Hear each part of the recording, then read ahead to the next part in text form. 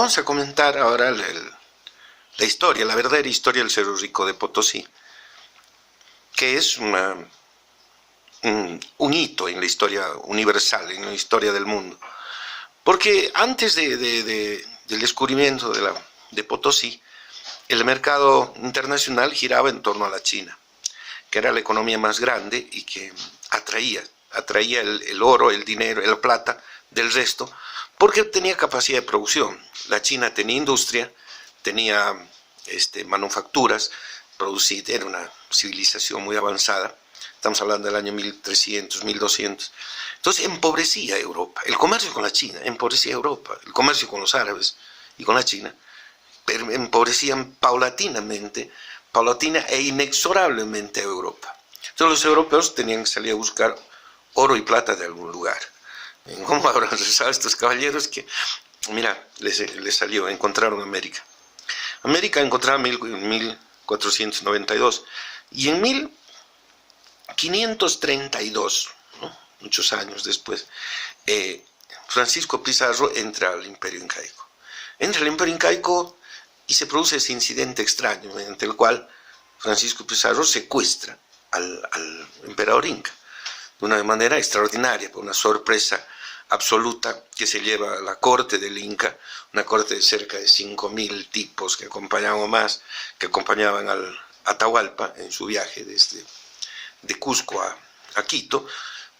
Pizarro lo encuentra en un pueblito intermedio, solicita audiencia, y cuando están en la audiencia, claro, salen los caballos, salen los arcabuces, se producen los disparos, y finalmente Atahualpa queda secuestrado por Pizarro.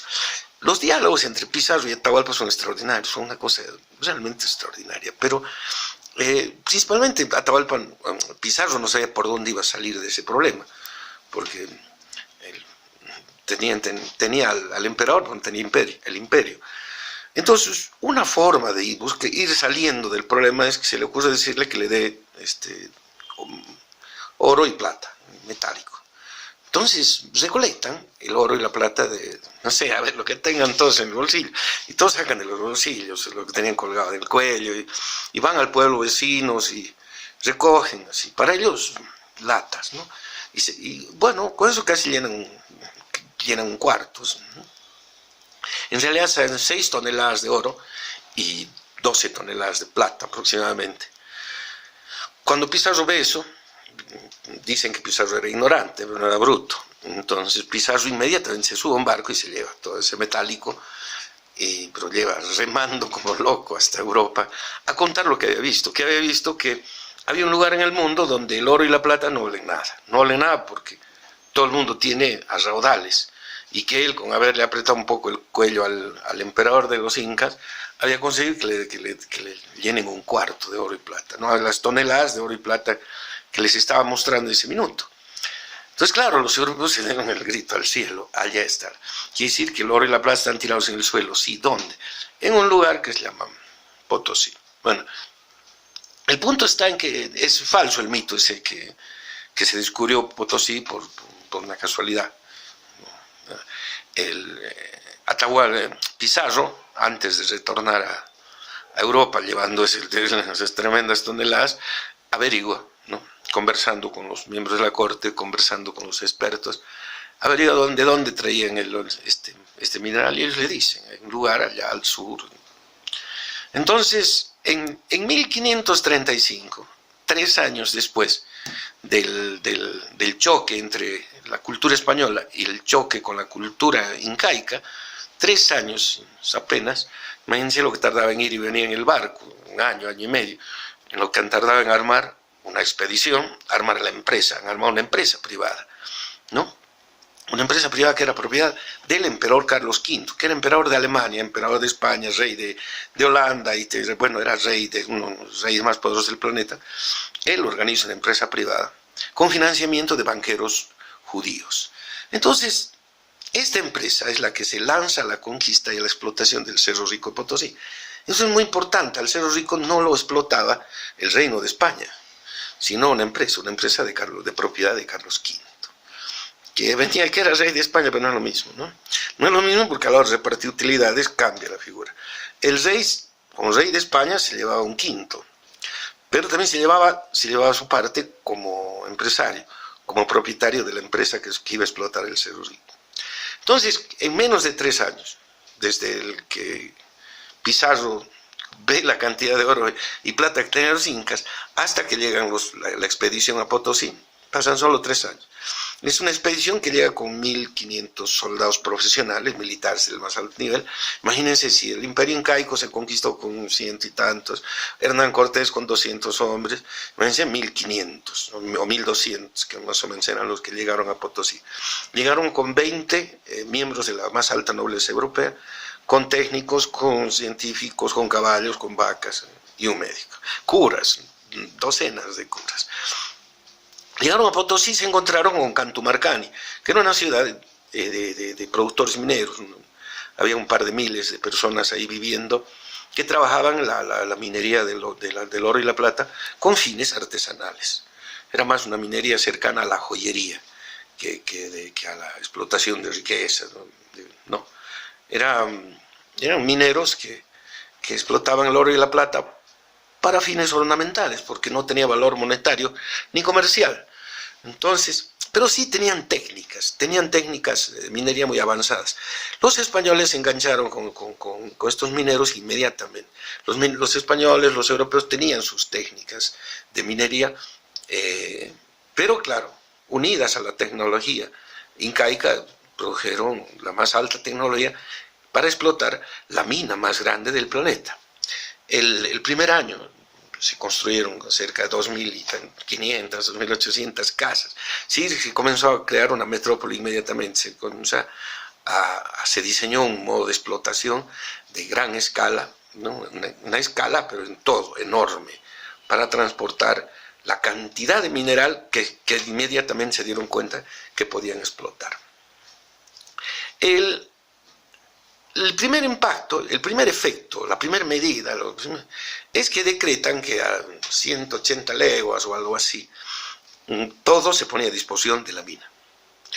Y al final, eso fue solo simbólico, 180 leguas. Todo el continente se puso al servicio de la mina de Potosí, ¿no? Es decir, todo lo que era importante tenía que funcionar en favor de Potosí. Lo demás, no, mejor si no funcionaba, ¿no? De esa forma es que los caminos, la producción, la madera, la alimentación, el agua, todo absolutamente, y principalmente la mano de obra, todo tenía que ir a Potosí, todo rumbo a Potosí. Entonces, claro, destruyen, este es el efecto, el primer efecto de la mina de Potosí, que para poder generar semejante producción, devastan, descalabran la formación social incaica. Por lo menos la formación social incaica inmediata a la mina, que es el Collasuyo, lo que ahora es Bolivia. Toda la formación social, es decir, todo lo que había como de cultura humana, desde el sistema de caminos, el sistema de correos, el sistema de agricultura, la cultura en general, las fiestas, los tejidos, la producción de ropa, todo lo que los incas, todo lo que el Collasuyo hacía como parte de su cultura, tiene que ser devastado, tiene que ser deshecho. ¿Por qué? Porque todos tienen que pasar a ser mineros. El que era profesor universitario, el que era agrónomo, el que era un experto hidrógrafo, todos en el Incario era una sociedad avanzada, todos tuvieron que pasar a ser simples y comunes mineros de interior mina, ¿no? Entonces el primer efecto es que se descalabra a la sociedad andina, se la desestructura absolutamente, se la desarma hasta el último perno, para que todos pasen a ser solo mineros, productores de madera. El segundo detalle que quiero anotar es que en las primeras crónicas que hay escritas por curas españoles sobre el temperamento y el tipo de comportamiento del indígena, del incaico, destacan toda clase de virtudes, entre ellas, por ejemplo, la abstinencia, que no es solamente bebe, dice textual, chicha y en contadas ocasiones. De las mujeres, ni que se diga la cantidad de virtudes que señalan respecto a la mujer incaica. Pero ya después de un siglo, con la mina trabajando a todo vapor y la ciudad de Potosí consumiéndose todos los recursos del continente para poder generar esa riqueza, los mismos, no los mismos, otros cronistas, pero igual de españoles, igual de curas, señalan que el indio es un borracho, ¿no? Que la prostitución está campeándose en las ciudades, en Potosí. ¿Qué había pasado? ¿Qué ha pasado en ese siglo? Nada, que uno de los artículos de comercio más importantes con el que también ganaban dinero, no el emperador Carlos V, pero los administradores de la mina locales, era el comercio de la hoja de coca y el comercio de alcohol. Es decir, se importaban, se llevaban a Potosí arrobas de miles de litros de alcohol y tambores de coca, con los que obviamente embrutecían a la población y la mantenían en las condiciones de producción que se requería para mantener para atender la demanda europea de dinero. Los europeos se han de enloquecer con tanta plata, tanto oro, o sea, porque en solo el primer año de producción Potosí ya había alcanzado algo así como, por decir, circulaban en Europa 800 millones de pesos. Ese era el circulante europeo, en el primer año sacó 800 millones. Sino de ahí todos los años ha sido ganancia. Y claro, Europa ha podido conquistar el mundo, conquistar con el dinero, con el circulante que salió de Potosí. Por eso que Potosí, el dinero de Potosí, de Potosí de aquí, de Potosí de México, pero bueno, principalmente de Potosí, inventan el mercado mundial. El mercado mundial se inventa a partir de contar con el dinero suficiente como para crear un movimiento económico mundial. Entonces, son dos efectos, ¿no? El primero, nace el mercado mundial, y el segundo, desaparece una civilización. Desaparece, pero estructuralmente, una civilización, aunque sus ciudadanos quedan parados ahí, en medio de la montaña, en medio de la nada, en medio de la pobreza, pero la sociedad desaparece. Ese es pero no solo se desestructura la sociedad incaica, sino se estructura un mercado interno exclusivamente al servicio de la mina de Potosí. Un mercado interno porque tenía que tener un área de producción agrícola, área de producción de manufacturas, cueros, botas, etcétera, etcétera. Todo eso para todo eso se fundan ciudades, se crean caminos, fábricas, etcétera, etcétera, todo al servicio de Potosí. Y de ahí viene Cochabamba, La Paz, Oruro, Tarija, Córdoba, Tucumán, ciudades que están alrededor de Potosí y que después terminarán siendo una república. Se dan cuenta qué grande fue la administración de la mina, que fácilmente los administradores de la mina, cuando llega la independencia de América, sobre la base de la administración de la mina dicen, nos hacemos una república, y claro, se hace una. Le ponen la República de Bolívar para que Bolívar no se oponga mucho, y ya está, pumba, tuvieron un país. ¿Cómo? Fácil. Todo el aparato burocrático de la mina la convirtieron en el aparato burocrático del Estado, le pusieron banderita a la mina y se llama República Bolivia. Nunca dejó de ser solo eso. Por eso Bolivia tiene problemas estructurales muy importantes, muy profundos, porque es solo el aparato administrativo de una mina, ¿no? De una de las minas más importantes de la historia, sí, pero es solo eso, ¿no? Entonces, el Cerro Rico Potosí nos trae ese karma, ese triple karma. Primero, de haber generado el mercado mundial. Segundo, haber destrozado la sociedad incaica.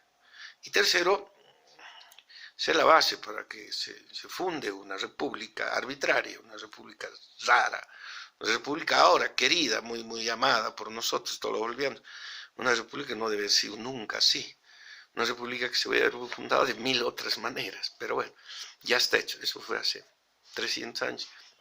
No, el asunto es que esa es la verdadera historia del Cerro Rico de Potosí, que fue una mina descubierta por Pizarro en realidad y explotada por una empresa privada europea de propiedad de la familia de la dinastía de los Habsburgo de Alemania y España, y que ha generado el mercado mundial, pero en el camino ha hecho desaparecer a la sociedad incaica, haya dejado en la más absoluta pobreza a sus habitantes, y nos ha dado de herencia, con una pequeña herencia, una cariñosa herencia, una república que se llama República de Bolivia. Que de eso le vamos a dedicar otro capítulo. Por ahora, ese es lo que queríamos comentar, que es la verdadera historia del Cerro Rico de Potosí.